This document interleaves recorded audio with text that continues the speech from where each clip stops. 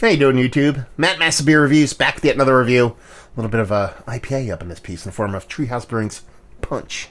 I thought this was a sour. During the unboxing, this comes courtesy of Steve. Actually said, "Oh, okay, Punch. I heard about this. I think this is they're really good. Sour, but it's not. It's just a base India Pale Ale, 6.9%. They're talking about a bunch of Australian hops in here, and just juicy citrus, peach, lime, passion fruit. Let's dive into this sucker, see what she's got.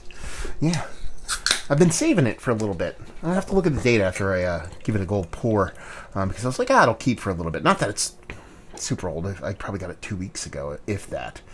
But what do we have here? This be 9.4. We are sitting right now at 12.21. So you do the math. 10, 11, 12, 3 months old. So give that a little bit of thought when you see this review. By the time I post it, we're probably going to be in January or somewhere around there, being that we're so close to Christmas.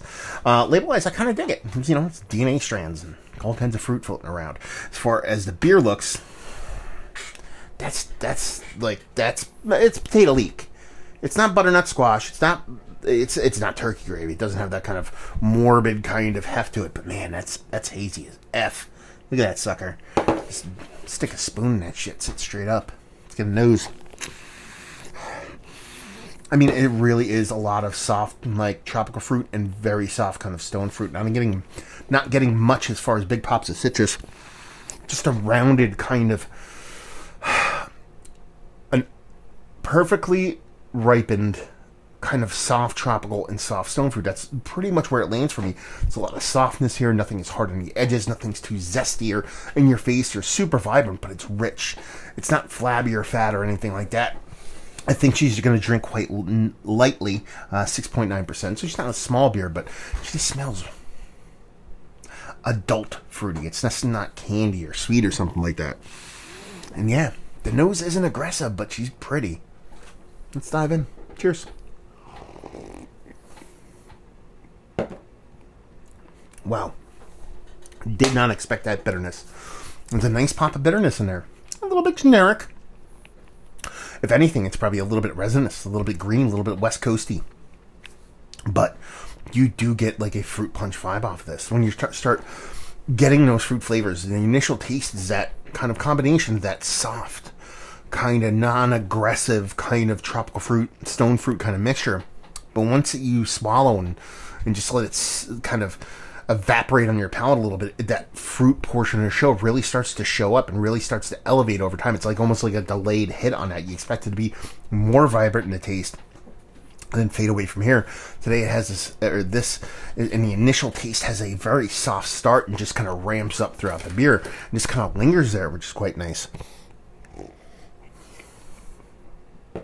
Yeah, tasty.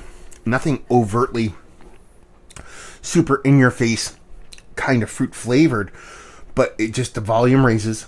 It's a nice, rich, rounded tropical fruit, leaning heavily tropical fruit punchiness with a nice dollop of stone fruit in there. This is awesome. It's really good stuff. What do you want me to say? I mean, it's, one of the things where tree houses kind of feel like a broken record with a lot of hazies, and I know a lot of kind of people get a little bit up in arms when it comes to, Charlton versus Munson and that whole kind of thing, but pretty hard pressed to find hazies done this kind of way. Just away from the mouthfeel to the presence, the way the fruit comes off, the uniqueness of the way the fruit comes off, to the way it always ends a little bit dry, enough dryness to let you want to go back for more, and just viscerally, just a really tasty beer. They're pretty popular brewery for a reason, and this one showcases a lot of that. Let's cut to the chase. Is this one of the better IPAs I've had as of late? Yeah, up there, top notch. Probably Mount Rushmore status. Value and availability. I mean, I usually say Treehouse's prices aren't that bad, and usually availability is not that bad. You only have to go to the brewery to get it, and leave you with, if you like what we like. This beer, if you like New School Haze, you aren't afraid of a little bit of bitterness, because you get that little pop of West Coastiness in there, which is very welcome. And you just like really good, well-done hazies. There's a lot of people that produce hazies. They basically are trying to make this, whereas Treehouse just makes hazies, and they come out like this. If you like the upper echelon, the well-made, good beer that happens to be a hazy, you'll like this. So there you go. Another review in the books. Thank you very much, Steve. Very cool beer. Down there if you want to talk about it. Massive Beers if you want to check me out doing the social media stuff. Beer Massive if you want to check me out doing the whole podcasting thing. And hopefully you guys enjoyed the review. Hopefully enjoying a little punch right now. And hopefully see you next time. Cheers.